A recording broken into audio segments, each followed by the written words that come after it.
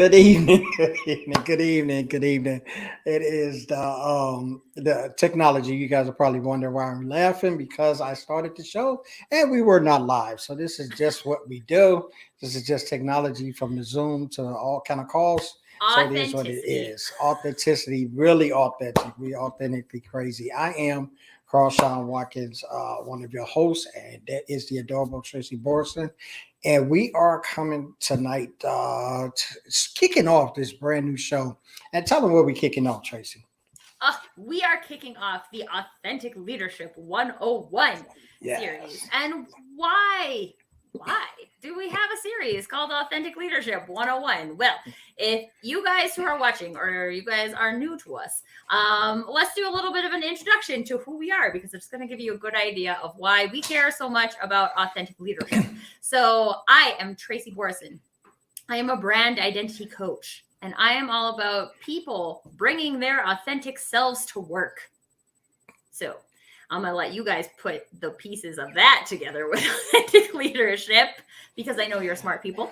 And Shawn, why do you care so much about authentic leadership? I care so much, for all of you guys who have been watching me, have been known over the past couple of years. I've really been hitting it on. I am Shawn Watkins, CEO and founder of Shawn Watkins Consulting, a coaching and consulting firm. So what we do, we coach and consult, and I kind of empower executives and leaders because that's where the leadership starts, executive and leaders. And I kind of teach them and coach them and empower them on leading through vulnerability and authenticity. So we kind of felt that there was a lot of topics that we needed to discuss, and we're going to get right on into it. So we want you guys to drop where you're coming in from in the chat. Let us know you're tuning in. This is a global show. We are global. And that you guys are watching us live, please drop it in. Let us know any questions that you have or anything that you want us to tackle, any topics. So definitely want to do that. And let us know if you hashtag live or hashtag replay. Well, I don't need to know if you replay, but let us know anyway. We'll come back and check it out. All right. We'd like to know that you were here. Yes. So today we have a teaser episode for you guys. And really what we're talking about is authentic leadership. And so one of the things that we wanted to make sure we did today was just kind of give you guys an overview of why we thought we want to have this conversation. And we'd love to know in the comments, what are your reasons why you like to be part of this conversation? Oh, hi, Susie. I missed the other ones I was talking and not watching. But hi, everybody else who has popped up. Hi, LinkedIn users from New Jersey. And Kenneth. Hey, guys. So when it comes to leadership, there's so much narrative out there about what a good leader is. And each of us have probably experienced, well, hopefully you've experienced some good leadership in your life.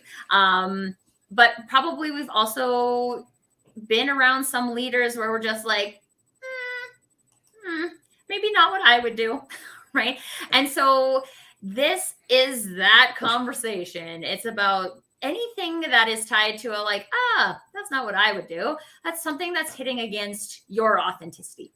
And just because someone else who's higher up than you or has a more senior role or someone that you see in the media, maybe even is doing something a specific way, leading a specific way, that doesn't necessarily mean that that is your way to lead.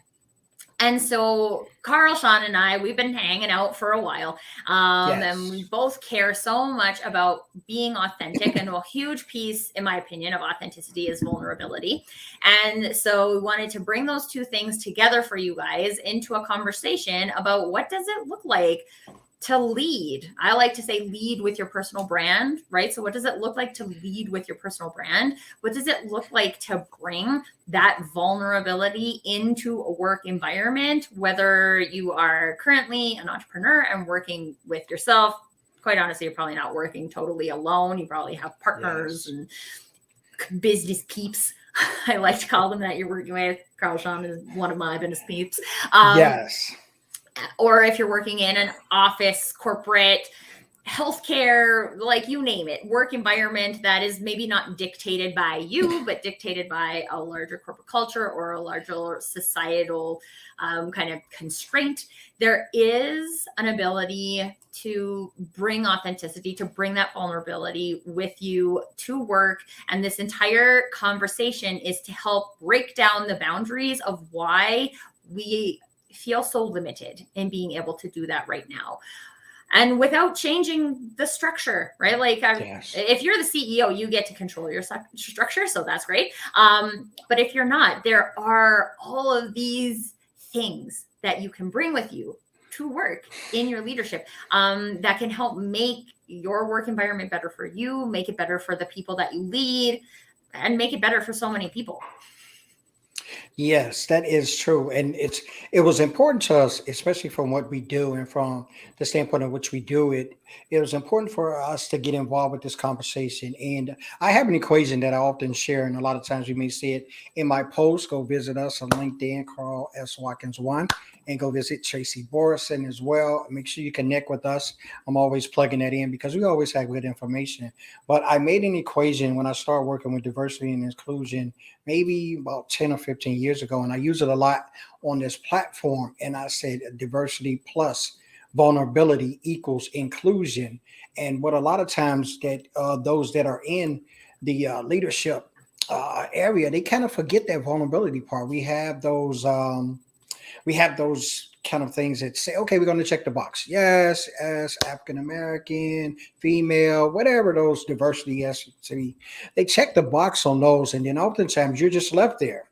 You're left there to not be involved. They don't involve you. There's no inclusion. And I say a lot of that is because that the inclusion is going to come by us being vulnerable. And that starts with leadership. Once the culture is there, and things are going on, then you can actually see how they mingle in together and how that actually is the glue. Vulnerability is really the glue that puts it all together for you. So this is why we thought it was important to Tracy is all about authentic, and I'm authentic, but you can't be authentic unless you're vulnerable. And without being vulnerable, you can't truly be authentic. So when you hear those that say that I'm an authentic leader and they're afraid to fail or they don't show their sides of them, that shows that vulnerability, not in the essence of just dropping things on people, but the essence of saying, yo, we're in this together. Let's try to coexist together. Let's try to accomplish this together. And this is why we thought the conversations were important. Mm-hmm. And I want to just emphasize again that concept of not being fully authentic unless we're willing to be vulnerable, because this is, again, when you look at, and I don't know about you guys, I'd love to hear your guys's, like you guys in the audience, your perspective on this, because I believe that there is a construct in leadership that kind of makes you, I don't know, it's like you have superpowers. Right? Like, and I just have to be able to like manage all change and have no emotions related to it and not have anything personal going on. And that I'm just always going to be all business all the time. And the thing is that that's not the human experience. So Yeah. we can pretend that that's what's accepted of leaders, but it's really not healthy for leaders to accept that as our baseline, because it's not a human experience. It's not being vulnerable. It's not about being able. There are 0 humans on the face of the planet who have never been wrong, right? And from my personal experience, when I have been able to accept that I was wrong and just move forward and say like, okay, I was wrong. That didn't work. How can we fix it? How can we do something differently? That is a more effective course of action, in my experience, than just saying like trying to play the blame game and that was someone else's fault, or that, I don't know, it's like just people. And hopefully this is not the case, but this has been the case for me, right? Like that now you are getting punished as a leader because you made an assumption, right? Like, and it was wrong. Like, heck, everybody does, right? Like, and I love what Stephanie is saying, that there's a stigma that leaders can't show vulnerability. because it's mistaken for weakness. So Carl, Shawn, we have talked about this so many times. Can you talk about this concept of vulnerability equals weakness? Yes, it's oftentimes a harder to take, but most of the time when I talk to female clients and talk to them about empowerment of that, we have a lot of, well, I'm a female and I don't get respected for what I bring to the table. And there's automatically this thing that if you're vulnerable and you have those other, I call them negatives with you. So, but they're not negatives. They're just actually what you bring, and who you are is what you bring. And when you have the females there, you have those there that don't understand that they have to come together to get what you have to bring. It threatens. It actually threatens. So that therefore they don't want to have you with that power. But when you have leaders who can't understand that, is not empathetic to that, is not vulnerable to that, who does not leave a safe space for that kind of growth in the culture. And that's really truly where it starts at. That's one of my main things that I really dive into. How is the culture at where you're working? Does it foster a culture of you being able to share things that's on your mind that may not be part of what leadership says? Do you have a space for ideas, not just a suggestion box that's put on the wall, but are they actually taken out of there and implemented in concepts and created a culture that you feel comfortable with, where you are empowered to come to work? And a lot of times the leaders go into the stagnation of, this is the traditional role, this is the tradition of what we're going to do. And you have people like Stephanie saying that showing vulnerability is automatically mistaken for a weakness. But the key part of that is that by you being vulnerable, it's empowering you to understand that there are some things that's taking place that you want to be inclusive in, and you're not being included. And that's where vulnerability kicks in. That lets another one know, because vulnerability is twofold. It's the one that's sending out the signal, and it's the one receiving it. And a lot of times when we have the vulnerability, the signals that we send out, humanity-wise, supposed to be received, and then it's supposed to be a glue. And of course, we're working in corporate, I have, and Tracy have as well. That's not always the case. So if it translates to bad leadership, it's really a conversation that needs to be had as far as how is culture here? And is culture detrimental to me growing? Is it detrimental to me adding to the job that I have? Or not only that, just growing and being innovative to push my ideas and maybe even my agendas forward to make the company grow. So that's a very good question, Stephanie. And those are the things that we're going to dive into and we're going to talk about. And we're going to hopefully answer some of those questions and get some more information out there to you guys, because this is definitely a very important topic. Mm-hmm. And it's interesting when I think of that, though, because these are I think stigma is a really great word to use in this scenario, because I think when we have had, and again, I'd love for you guys to share from your perspective, if you have had a leader that was a good leader and did show up with that vulnerability, how did that impact you as an employee or as someone who was reporting to that person? Because I know for me, I'll be honest, most of the managers I have had fall into that category of vulnerability equals weakness, and therefore just like never showed it ever, right? Which propagates through the rest of the organization, because then like, even for me, if I want to show up and I do want to show my vulnerability, I already know culture-wise that's unacceptable, right? So some of the tricky things that come up in the authenticity conversation is that you might learn that this is not the place for you, right? Like you can't show up authentically here. And what does that look like for you? How does it, one of the ways I used to always describe it was that it was slowly chipping away at my soul. And people laugh when I say that, but that's how I felt. And that I just couldn't show up. I didn't feel like I was in a space that gave me the option to show up with vulnerability, even if I had wanted to. And so for me, luckily now I don't have that, and I run my own business, so I get to decide how vulnerable I am when I show up. But it sometimes it might seem scary to learn those things about ourselves and about our organizations, because it might mean that like, oh, I really don't want to stay here. I really don't want to participate in that. But in the long run, it is better, because what you can do now is find a place that is going to value vulnerability, who is going to celebrate people who show up that way. And that is how you create a culture that really is has psychological safety and all of these keywords that everybody's talking about right now.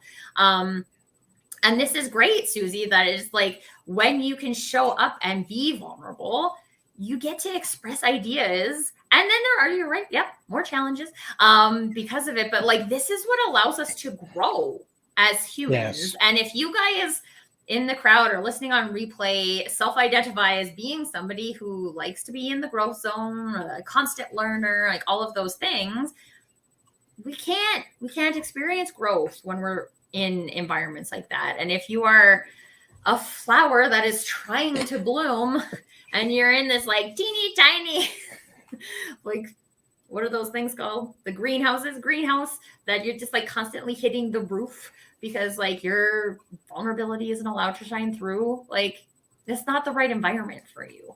And you're just going to continue to feel like that kind of squashed feeling. And we're about people not feeling like that. Not feeling like that. It's very important because a lot of times at the first glance, vulnerability is often seen as a weakness, and that's because a lot of people don't really get the understanding of it. Yes, we have the Merriam-Webster's dictionary and the Oxford dictionary of those things that give us that hard line explanation of what vulnerability is. Well, vulnerability is individual because what makes you vulnerable is not the same thing that makes me vulnerable. So we can't really lump it in there as far as how it affects each and every one of us because we're about it differently. So it's really, especially particularly in business, it's tend to be looked at as a weakness. But when it comes to leadership, it can be also looked at as liability, what Stephanie said, because leaders feel like this constant pressure to like perform at higher levels. They have so much on their plate. They're expected to really have a vision. They want to take the necessary actions, and all of those kind of things come into play. But in reality, when they view their vulnerability, it really, if they don't get in touch with that, it really prevents them from being effective. And when I say that, a lot of times we have these problems with people having the vulnerability in leadership, because once you tag those two together, then they will act and lead in authenticity. Then you will see the authentic leader come about. I know a lot of times we've heard this with Brene Brown and a lot of her writings and studies, and some of her stuff I have studied, and a lot of it has been live in trial and error. That I learned that it's a value in vulnerability. Being vulnerable doesn't make you weak. It just allows people to see who you authentically are. You confront a lot of times when you recognize your vulnerability, you confront those doubts that's in there, and you prepare a state and you create a space of where vulnerability can be practiced, because a lot of times we need to practice it. We need to be I use the term sometimes, need to get comfortable being uncomfortable. And a lot of times when you're doing those kind of things, it makes you more effective with a communicator. It makes you more effective to be able to touch bases with those and gel with those that's on the path that you're trying to be on.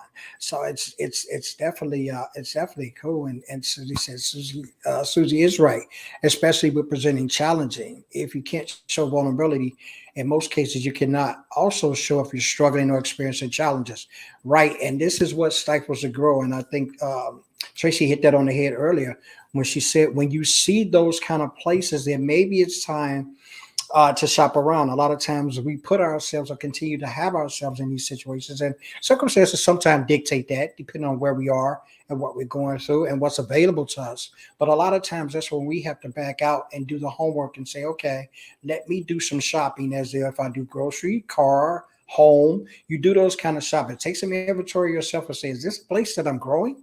Is this a place that's really appreciating what I'm bringing to the table? Whether it be a challenge or not, are they listening to the ideas that I bring, to the formats that I present? And those things are important to understand. And then if you're not, and you're getting another nose with those, I suggest, like I tell a lot of my clients, dust off your resume, add those things that you're great at, and go back out shopping. That's really what it boils down to. Yeah. Well, and I think the thing that we forget sometimes too, from that leadership perspective, is the environment that we're creating for our employees, right? So like if I don't show up with vulnerability, then I'm not creating a space for them to do that either. And then you get these scenarios where like work performance is bad, but it's really because somebody had like someone's mom died, right? And like I can't, like, I wouldn't expect myself to perform You guys can all Right. expect this of me right now. And this is very far in the future, hopefully, but like, I will not be productive at work when like if anybody close to me has died. And this has been unfortunately a thing that a lot of people have dealt with during COVID, right? And there is like, just think about the human experience from your perspective, right? Like if that Yes. happened to you, would you just be expected to show up? And let's think about some of these things that people are being expected to do. Would you just be expected to show up and flip burgers? Would you just be expected to like show up and write a productive social media post? Would you be like expected to like make a really powerful speech in front of a 3,000 person audience without crying? Right? Like we all know that we wouldn't expect that of ourselves, but unless we create that environment where people actually feel safe being able to be like, you know what, I can't do this today because, and like maybe they don't even need to give a reason, right? Like wouldn't that be great? Wouldn't that just be like, you know what, I can't, whatever is going on personally, emotionally, mentally, I can't do this today. And somebody is just like, that's fine, just take the time you need, keep me posted, right? Like this is why we have teams of people. And like, yes, if it's going to be a long-term problem, then you have to talk about that too, right? Yes. Like I've been having a lot of conversations lately about conversations, right? And it's so many things that could be so easily remedied if we just felt safe enough to have the conversation. Right. And like, again, I don't know about you guys, but for me, I've had quite a few bosses where I'm just like, I can't talk to them about this, right? And it's because of the environment that they have created, and whether or not that's like an overarching corporate culture, sometimes it is, but like I've worked in really big organizations where every department has almost like a mini culture, right? A micro culture. And like, well, it's the micro culture of this department to not do that, right? Like, I started my career in business when I was 23-year-old woman, and I was treated like a little girl. I worked in an organization that was old boys club, and like we were all treated like that. And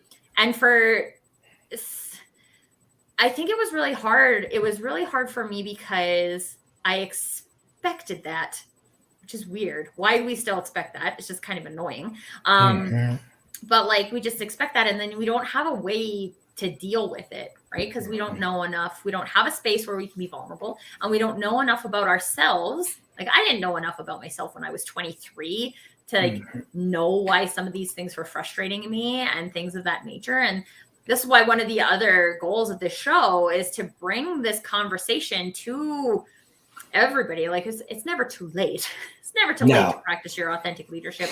But coming up, like if I had some of the information that I have now when I was in that environment, I probably wouldn't have stayed there for nearly as long as I did. And that would have just been better for my mental health and my career over the long term. So we wanted to promote a healthy mind, healthy mental health, over and above just climbing the corporate ladder. Yeah, because the key of it is, and you touched bases on a lot of it, and I heard Susie, she really touched on something that's really keen. And the important part that we have to understand is that the culture does continue, but leaders are in charge of the culture. And what I mean with that, a lot of times there's a fearfulness, and I think Justina is the LinkedIn user who asked the question. I really want to put this up here if I can get that up there. Yes, vulnerability. What would I do if I wasn't afraid? And a lot of times that fear is there. And a lot of times what's so sickening to me, and I use that term because that's really what it is. It's sickening to me that a lot of times that is not even spoken.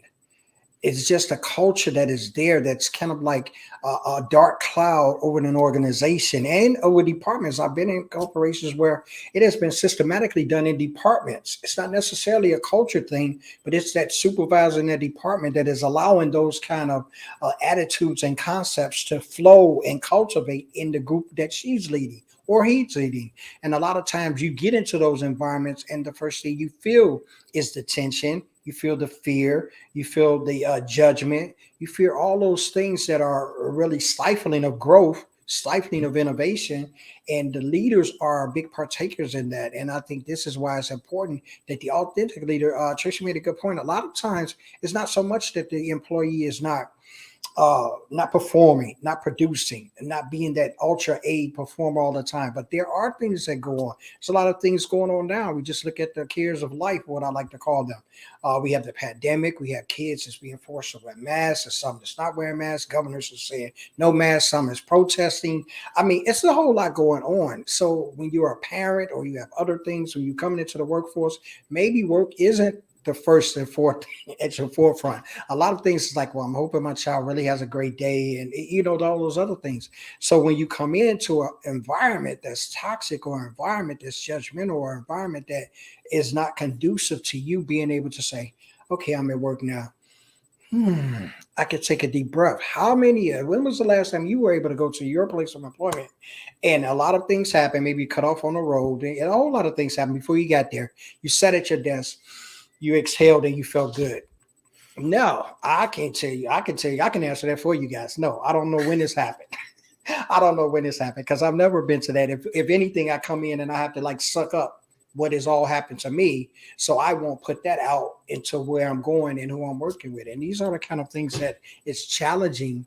But an authentic leader feels those things. And when I feel them, I don't mean like no magical kind of way. It's just that you're leading with, I always say it's a balance of heart and head. And that's what an authentic leader comes in. But because a lot of people have these titles and they're not leaders. They're not leaders. They just been there the longest. They got the promotion. Or maybe you trained them to do the job and they leapfrog you. But they're not in the capacity of leading people. They're in capacity of managing. You're there for 8 hours. I'm going to make sure you do those reports. And that's why corporations have faltered and the culture has continued, because no one has, like my mom say, got the stones to say, okay, we're not doing this anymore. And this is where we come in at. The pandemic has created that for all of us. It has pushed the reset and it has given us opportunity to say, okay, let me reprioritize some of the things that I do, some of the things that I am, some of the things that I put myself in, and let's reprioritize that and see if there's another way. Maybe I can be smarter. Maybe I can learn more. Maybe I can take myself out of that equation. And we just have to be bold enough and brass enough within our own selves to do that. Yeah, I was gonna jump on this comment from Sherry because I read that. It just is so, and it's just really unfortunate that it's so discouraging because this is one of the things that I always come back to too, is that when all of our experience shows us that this is what leadership looks like, even when we hope to do something different, that's all we know. And I work with a lot of entrepreneurs who bring their corporate habits into their own business. And it because it's all we know in terms of how to do business.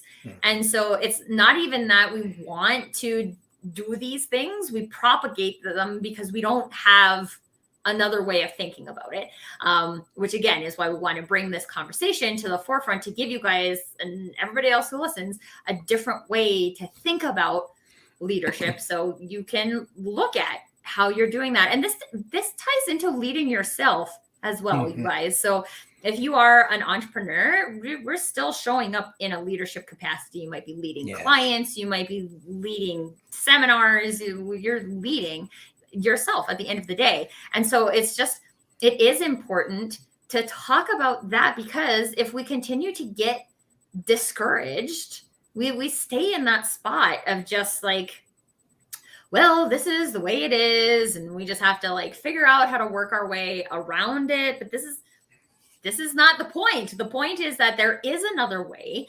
And the thing that we miss, because again, like maybe in my work experience, I haven't seen it, But I know that there are organizations that care about legitimately caring about their people, giving them a forum to share their concerns and things like that. I don't know if you guys follow Gravity Payments at all and Dan Price, but if you don't, you should. You follow him on LinkedIn, because that company is based on doing what is best for the people.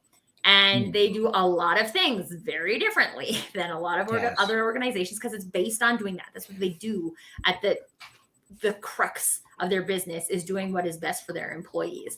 And it's just very interesting. So I encourage you to follow him. But we don't want there's been a lot of good talk, especially in the inclusivity arena, right? Like a lot of people talk and then don't walk the walk. And we don't have to do that. We don't have to do that as authentic leaders. And so again, that's the point of this conversation, and to have comments like this, to have that conversation about like, okay, this is what we're feeling. And when we feel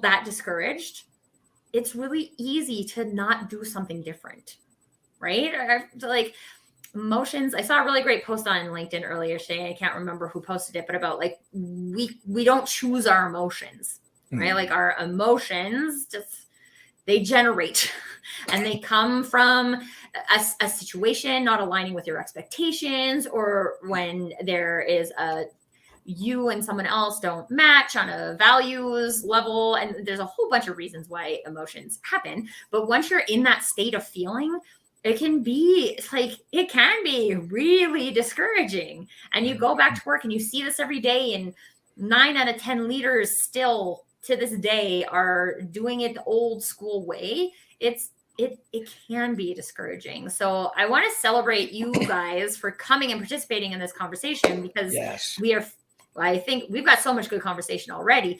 This is the team of people who are going to make a difference in this arena and help break through that glass ceiling of what everybody thinks is discouraging, and us just saying like, you know what? Yeah, that's a terrible way to do it.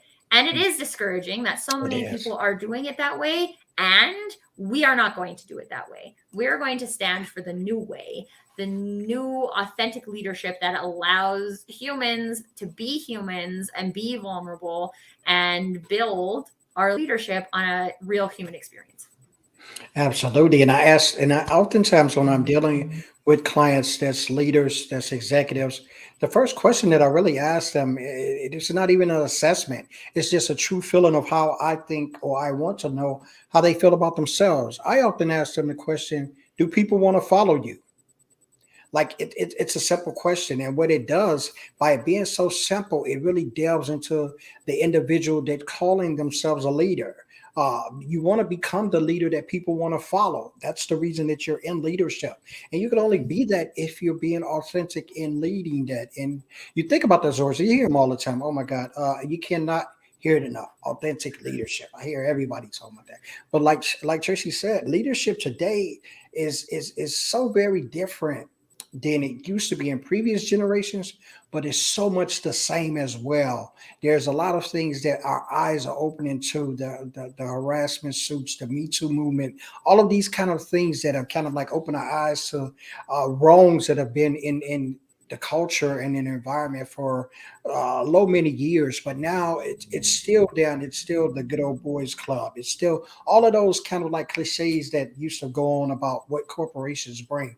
But now the people are being more strengthened. People are not taking and settling for these kind of things. People want to get authentic leaders, and they want people to be to fully engage them, make commitments to what they're doing, make them feel that their work matters, believe in them, have trust in them. Those are the things that an authentic leader does. And if you're not getting those things, or you as a leader are not putting those things into play with the people that you lead, just ask yourself that simple question. Do people want to follow me? And if you come up with the yes, or you come up with the no, then ask yourself the second question is why? Why do they, or why don't they?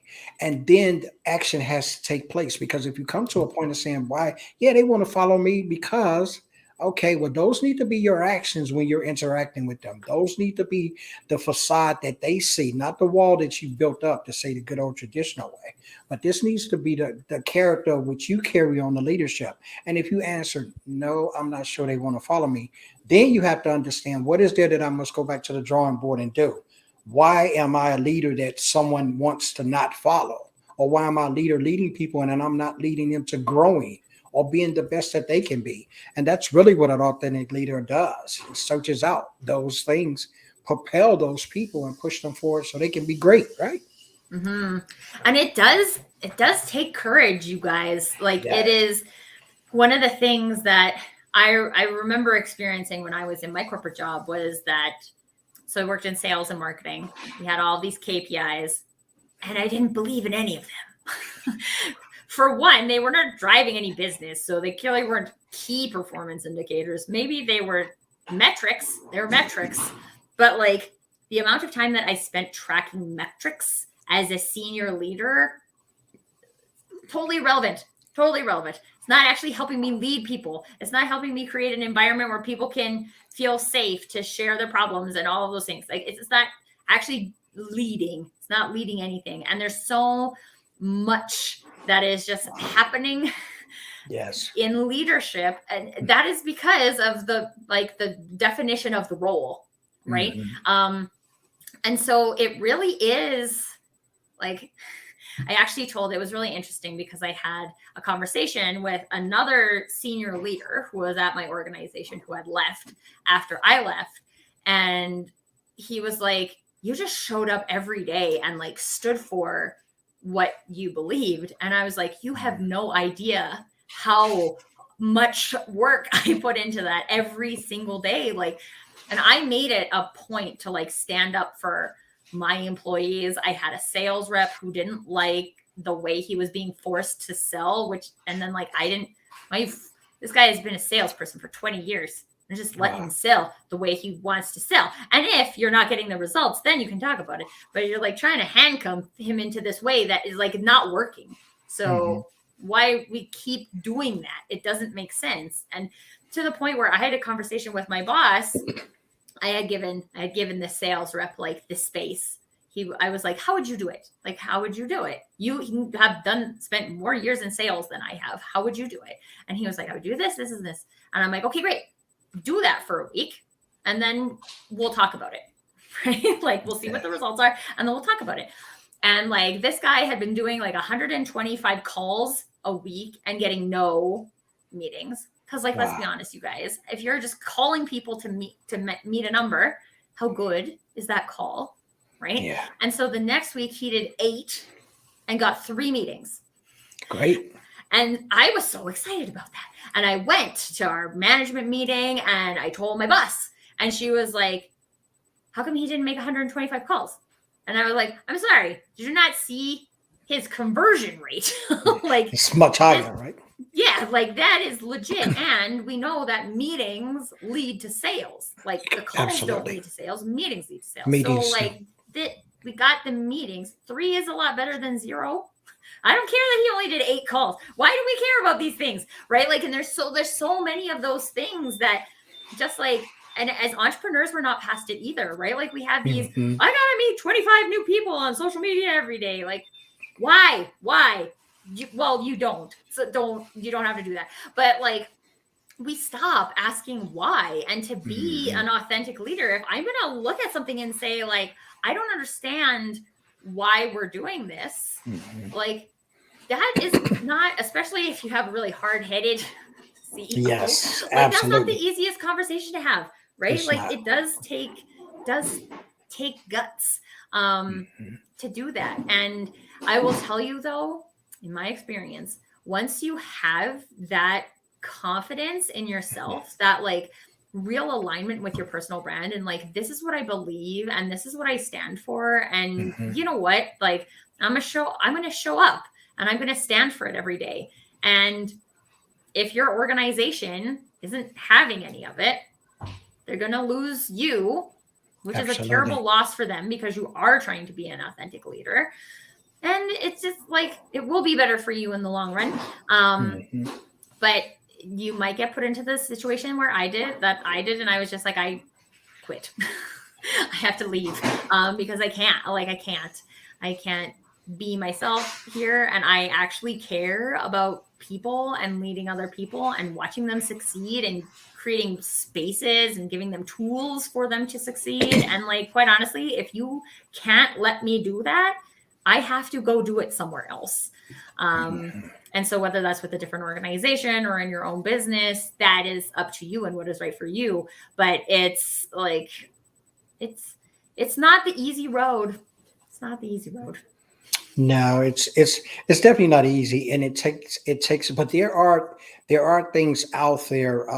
There are employee research groups that kind of deal with these kind of things that are out there. They go to the HRs and they have different ones that come in and kind of look at those kind of things. So these are advice things that maybe that you can drop hints to your HR or to try to do something as far as the culture is concerned, because all the leaders have power. And when we look at that, power dictates how things are done, and especially in corporations, because you have the hierarchy of who's in charge, who's giving the rules, who's doing that. And a lot of time, those people that are in those roles, they're not authentic leaders. But the true thing about it, the authentic leaders, they know how to use the right kind of power. They use the power that they have for the group. They use it for the goals that need to be achieved. There's not abuse of power. Oftentimes, leaders fall into that throne of, okay, I'm the one in charge, so I don't like you. You're going to have a bad time here. And those are the kind of things that are subsequently bad for those that continue to stay and produce. You have a lot of people that are suffering in this plight, and they're doing great things for the company. I mean, if you go get some of their statistics of what they bring or what's going on or how things are excelling, you probably have those 4 or 5 ones that are grinding at the mill and they're steady getting the things done. And authentic leaders, they see that. They also use their power as an example of leading by example. Those kind of things, and they're excellent communicators. These are some of the traits and characteristics of what I'm giving you that you should be on the lookout for. It's a lot of give and take in that. Their communication is okay. How do you see things? The questions are asked to you, not so much of the boss's things are, but the questions are asked. How do you feel about these certain things? And no, I'm not saying that you're just going to go in and the CEO going to say, okay, you run the company. No, but in essence, the communication could come where I'm at a CEO and we do take these. I'm glad that you brought that up. And I was thinking about that and I want to take that on before we go any further. A lot of times, us as entrepreneurs, we take on that mindset from corporate, claiming to want to do it different. And we carry it to our entrepreneurial venture. And a lot of times it's like it's the squirrel in the circle, and we're just running over the same things that we just left. And we started our own thing because we wanted to be different, but we stopped asking why. We stopped asking why is that vision there and no one's listening. We stopped asking why is the mission for this company this and no one has brought it up. No one has talked about it in meetings. We have meetings about the meetings for the meetings, but nothing is taking place in these meetings. So it's a lot of things that we can, as employees that work there, we can, you definitely got to scout out where you are. And it's got to be a place that you feel, if you haven't feel comfortable there, I should sincerely say with the skills you have, take your skills and run. I know that don't always sound like a great thing to do. You might have put 20 years in there, but what have the 20 years produced for you? What have the 20 years changed in your life? Has there been growth in those 20 years within you as an individual? When you start asking these particular questions, then the checkbox, that gets real easy to check off. Yeah, I've been here 20 years. I'm not even guaranteed a pen. And I know it probably won't be gold, probably be gold filled, gold plated. So after you put in those 25 years and you gave that company that, now they're not even letting you stay that long. They getting you close to retirement time and then like, okay, severance package or either layoff or either. So, what's the use of it? And this is what we're looking for. These are the conversations that we want to have. There's so many broad spectrums in which we can come, and we appreciate everybody that is tuning in. We have some great stuff, and we're going to continue this great this great debate. We're going to be here every Monday, 6 p.m. So you Mhm. guys look forward to us. Look Except forward on to it. holiday Mondays. Except Not on except holiday. holiday. Yeah. Don't look for me on September, so I won't be here. I'm gonna be barbecuing for the last time of the summer. Okay, so don't look for me unless I be on my deck and you have somewhere looking through the hourglass of StreamYard, right? Yeah. But yes, so this Well, is and I what want it to is. comment on something that you said because I was excited Yes. to talk about the concept of leading by example, because this Yes. is something that can influence a wider organization Yeah. without you actually being in charge of Mhm. everything, right? Like being a CEO, it's the ability to get results from your people that will stand out above the Yes. crowd. It is those people that, and this was like my favorite thing. So when I like, my absolutely least favorite thing ever was firing people, because I almost always had to do it for business purposes and not for for Pleasure. personal reasons. Oh, okay. Yeah, for pleasure. No. But I had I had this one gentleman that I had to let go, and he was such a good team member and he really was good at his job, but it was just like the company was making layoffs and we just had to, from a business perspective, lay off an X amount of people. Mhm. And it's hard in sales because sales is just like this, like, unless you're producing right now, Yeah. you don't. Anyway, so I had to let this guy go, and I cried. I cried, and he wrote the most amazing reference for me on LinkedIn. Oh, wow. That I couldn't.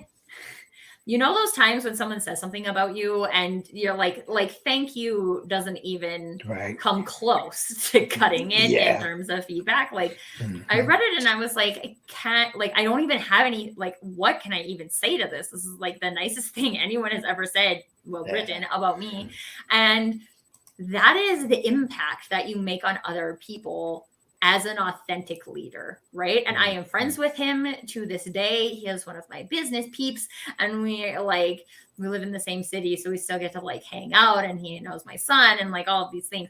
It's just like, that is part of authentic leadership too, is building those relationships with people. And like, I still have, like, there's a lady that I worked with a long time ago in Toronto, so we don't work location wise in the same place. And she's always like, if you are ever hiring, you need to call me because I will come and work for you again.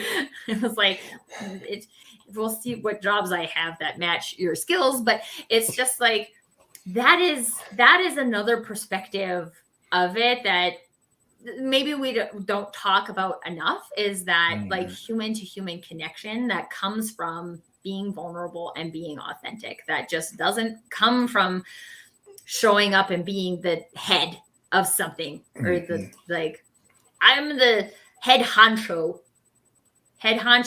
and authentic leadership very rarely are aligned. They very rarely are aligned. And sometimes we have to rethink that. And you put that's a great example of that. Being an example all the time, it doesn't have to be from the leadership title. A lot of times that when you go into certain places and you go into certain corporations, I can kind of see in the essence of just being there, who's the one that's really leading and who is the one that's really barking.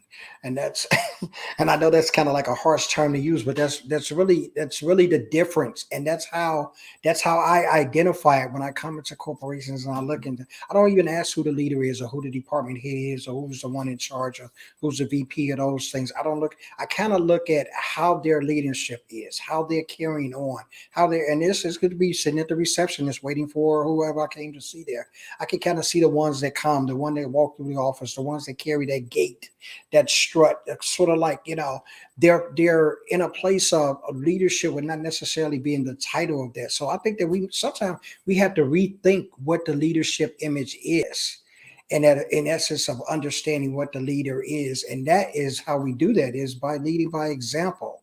And us being in that, we can also bring our brand to that, because I know Tracy covers this a lot, and we're going to be delving into this some too, with that vulnerability and that leadership. It creates a brand of who you are, and therefore your brand precedes you.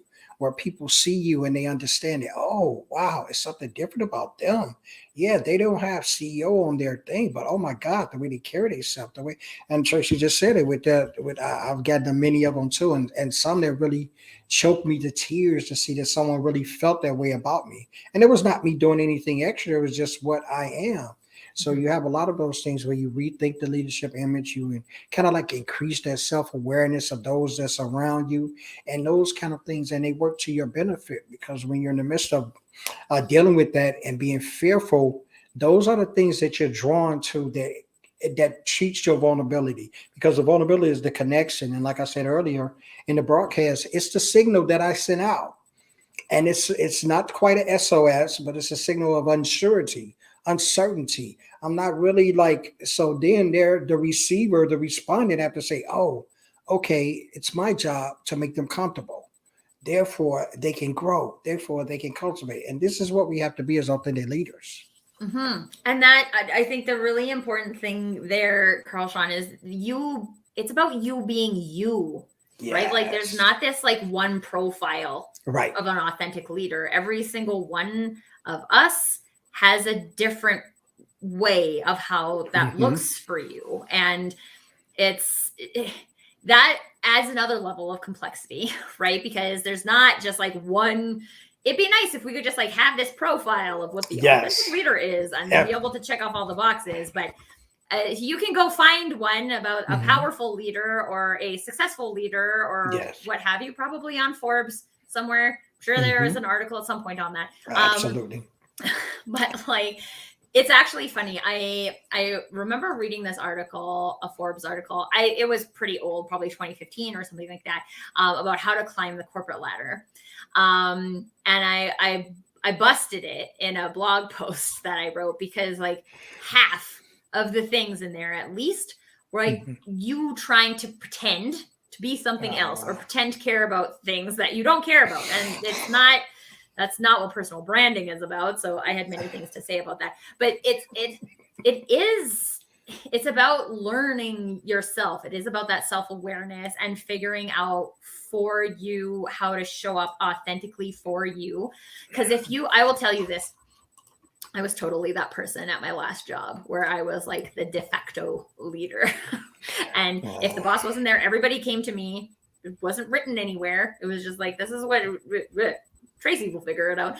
And I kind of loved that, right? Because like I was there to do what was best for the company and what was best for the people and try and balance those things and what's best for the client and all the things.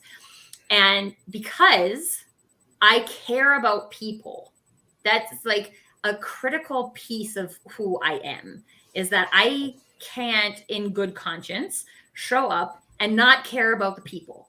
I can't just make you work obscene hours without thinking about what the ramifications are. And I like by putting myself in your shoes of like, what would that look like if I had to do that? Right. Like, and that doesn't mean that you can always avoid asking for those things. But what it does mean when you take into consideration those things on an ongoing basis, because it is what you legitimately believe as a human, those people are much more willing to do the things outside of scope because they know it's going to be a one-time thing, that you've considered what this does to their personal life, right? Like that you legitimately care that you are having a negative impact on them and wouldn't do that if you didn't have to. And for them to have that knowledge about you, like in entrepreneurship, we always talk about this know, like, trust factor, right? Like no one's going to buy from you unless they trust you. So you go through this process of know, like, trust. It's really the same with leaders, right? Like you know a leader, you might even like a leader, but do you actually trust a leader to do what is best for you? And that includes, like we talked about, conversations, like a leader knowing what is important to their people so that you can take that into consideration. There's just like, you guys don't even know, if I'm looking off to the side, I'm making like all of these notes for future episodes. I think I have like 13 of them. At this point, about like what are all of these dimensions that help us become a more authentic leader. And it's unique for each of us. So as much as we're going to create a conversation for you guys to get more access to new things. At the end of the day, if you guys don't know me, my tagline is permission to do you. And it's all about you figuring out what is right for you. And authentic leadership looks one way for me and one way for Shawn and one way for each of you, right? So we also want you to practice filtering what we say, learn and have that conversation, but filtering it back through yourself and saying like, would I do that? Is that something I would do? Because that is not the power that I had as a leader to be able to ask myself that question in the work environment, to say like, what would I do? And the more we can practice that in this little environment that we've created for that, the more likely you will have the courage to bring it to your workplace, or very minimally, if you know you're not getting it at your workplace, look for a place where you can get that in the future. So there's still, each of you has your own authentic leadership filter. And through all of these conversations, we're going to help you develop what that is as well. Yes, through all these conversations, we're definitely going to help you develop that. We're going to give you a place of where you can let us know how you really feel about that, because it's important to us that we not only just talk about these, but we want to give you guys some call to actions where you can apply those things to yourself. If it's nothing more than just preparing yourself to identify your brand and empower yourself through your brand and moving that step forward, because a lot of people really, they've been doing their same job for such a long period of time. Their identity is probably getting lost. And you don't really know who you are as far as, can I take this next step? Because a lot of times we get into the whole hum of things they're comfortable, we're okay with, we've tolerated, and therefore we continue to roll with the punches. But once you figure out who you are, that empowerment comes and you say, oh, I don't have to take this. And this is where we built this show for. We built this show for each and every individual, whatever magnitude of leader you identify with, or the characteristics that you have in that, because everybody's a leader. Believe me, everybody's a leader. There's a leader in everybody. And it's just that you have to tap into that and see, how do I go about cultivating that so I can be the best me, authentic leader that I can be. And this is where we're going to do it at. This is where we're going to do it. So you guys, school has begun. This is a teaser, authentic leadership. We're going to start the school, not the 6th, but we're going to bring it back to you on the 13th once class is in. We don't want to make sure that everybody's settled in, and we want to give you guys a lot of things to digest and move forward with, empowering yourselves and being the better you. And we're going to provide that for you. And this safe space is going to be that. You guys go look up Tracy on her LinkedIn, the brand that speaks. Go see what she's talking about. And my light just decided to flip over. That's okay. I'm in the darkness. It happens. And go. And also you can check me out as well at my LinkedIn, and we'll provide those tips and we'll provide those things, because we are authentic leadership. And this is what we really want you guys to get from what we're doing. So we appreciate everybody coming. Oh my God, the hour has left already. That's it. Time flies when you're having fun, right? And the perspective of this, and I wanted to add this for you guys to see. Me and Tracy has been collaborating on a few things for quite a bit of time now, and we kind of like understand each other. But when we started talking about this show, we started talking about the dynamic of it, and you just see, salt and pepper, black male and female, black and white, like invulnerably authentic. Can you imagine how many of you are sitting there in the audience looking at us and saying, yo, those guys pretty groove together. This is kind of work environment that you want to be in. And this is what we're going to bring. I thought I would bring that in because I just thought that was so natural. We're so natural. And we never met before the pandemic. We never met before any of this. We never had any, I had no idea who Tracy was, and her the same as me. But this is how important humanity is, and this is how important the connections are. And we're only going to improve if we network with each other, we learn with each other. I'll say this, and I'll pass it to you, Tracy. I said one of my favorite sayings is about the dance, and I say with the diversity is being invited to the dance, and I say inclusion is being asked to dance. But I say vulnerability is knowing who your dancing partner is. And that's what a connection is. I know who my dancing partner is. It's Tracy Borreson. This is just like, I've actually never heard you use that example before, which is so funny because I actually share this on like most podcasts that I'm on. When I was in junior high, I was like petrified for anybody to ask me to dance. And so I made it my job to be the matchmaker of everybody else so that everybody else could feel included. And by me doing that, I felt included. And then I had this one scenario where I got asked to dance, and I actually felt like a loss because I didn't get to do my job of creating inclusivity for everybody. And it's fun. Like, I love to tell that story because the more that we learn about ourselves and our personal brands and our authenticity, like most of these things have been present for our entire lives. And we haven't really had a way to tap into them. And now, like, again, one of the points of this series is to help you guys take those things, those pieces of you, which are like beautifully unique and make you feel like you accomplished something today, and translate that into your leadership. So you get to be like, I love that. I love that version of Tracy. I was so proud of her. She was making everybody feel included. And I continue to be my goal is to continue to be her for my whole life. And this is what I do. So just quick technical things. We don't have a group or anything associated with this show. We are going to be here weekly live at 6 p.m. Eastern on Mondays, except on long weekends. Labor Day. Not on long weekends. So we would love for you guys to show up and have the conversation and follow both of us. We talk about each of these. I talk about authenticity. Shawn talks about vulnerability. So you'll get more different perspectives from those conversations as well. And as part of the conversation, we really want to know, like I said, I got tons of ideas for content for the show, but if you guys have something that is specifically challenging you in your authentic leadership, then reach out to one of us and we will do an episode on it and we will let you know when it is so you can make sure to be there for it. And we also want to be able to be accountability partners for you guys in any of the activities that you're doing coming out of the shows. So when we have our topics, we will have a I'm known for my challenges. So we will have a challenge coming out of each of those episodes tied to the theme of the episode.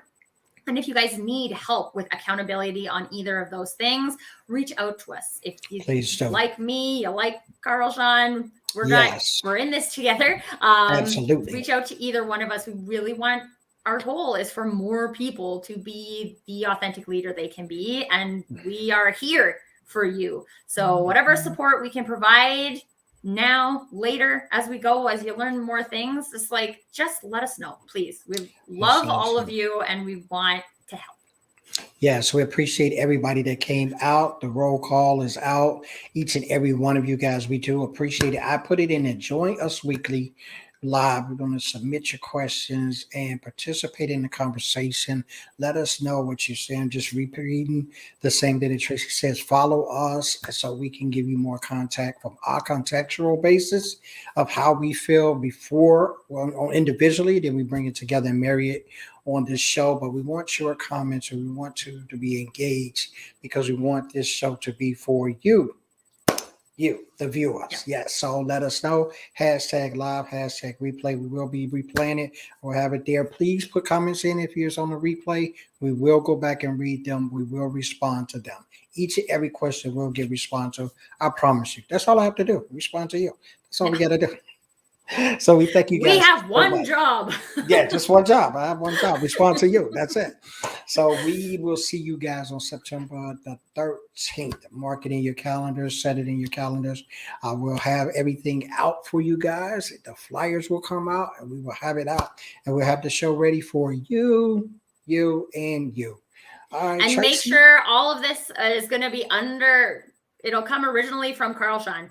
So follow him and watch for it and set the little reminder button. So you don't miss Yes. anything. You don't miss anything. Don't miss anything. If you do, I'm gonna come in. I'm gonna come and get you. I got a lot of people in my Carl network, Shawn but is going to LinkedIn stalk you. I So will just find watch out. you. I will find you. I'm good at that. I'm good at that.